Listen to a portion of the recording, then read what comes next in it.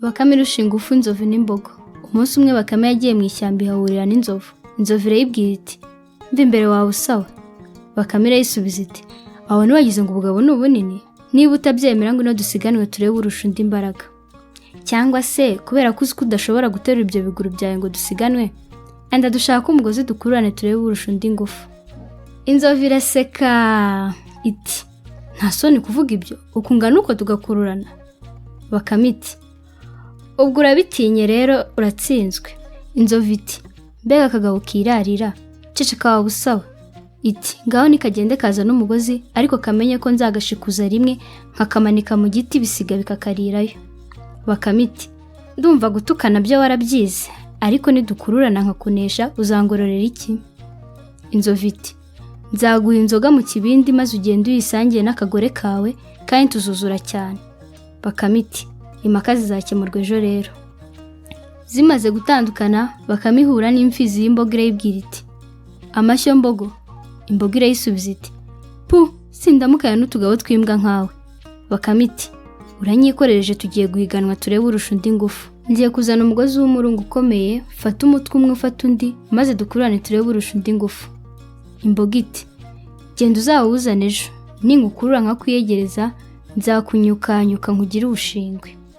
Nuko zombi zihana umukono ziragenda. Bakame iragenda ibwira umugore wayo iti mva rero wa mugore we, mbohera umugozi w'imigwego ukomeye cyane, nanjye ndacyaza icyuma, uhanagure n'inkangara maze ejo nzakwereka aho tuzajya guhahira. Umugore ati ko nduzi ugiye gutyaza icyuma, hari aho waba wabonye akaboga? Nuko umugore aboha umugozi muremure cyane, Bakame nayo ityaza icyuma cyayo. Bukeye bashyira inzira baragenda n'inkangara ku mutwe. Bageze mu ishyamba, urukwavu ruragenda no kwa Nzovu ruti nazanye umugozi, none fata uyu mutwe ngiye kuwuzingura, numara guhera ndi buguhamagare nkubwire witegure uhamye ibirindiro. Inzovu iremera. Urukwavu ruragenda, rugeze hirya y'aho imbogo iri rurayibwira ruti nguyu umugozi, ngiye kuwukura hasi, none fata uyu mutwe w'umugozi ndawujyanye, ningera ku wundi mutwe ndakubwira nti ngaho, maze ushikame dukururane turebe unesha undi. Imbogo nayo iremera. Urukwavu rumaze kuzirika umugozi ku nzovu no ku mbogo, rujya hagati yabyo rukoma akamo ruti ngaho turabonanye, shika mukuru rutaza kumbeshyira ngo nagutunguye. Urukwavu rumaze kuvuga ibyo ruritaza rusanga umugore warwo aho yicaye n'inkangara. Buri nyamaswa iribwira iti kako ntazi ngakurure nikamara kunyegera nkamena umutwe.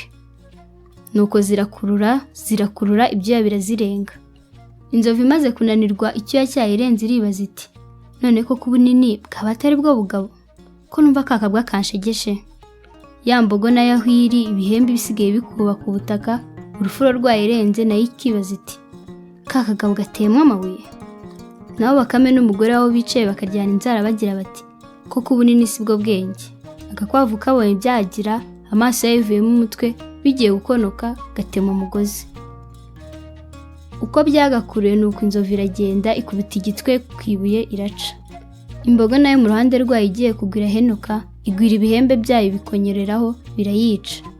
Bakame na Bakamekazi bibonye bikoza hejuru, bibaka ya nkangara yazo, zigenda ziruka zegera intumbi z'ibyo bikoko.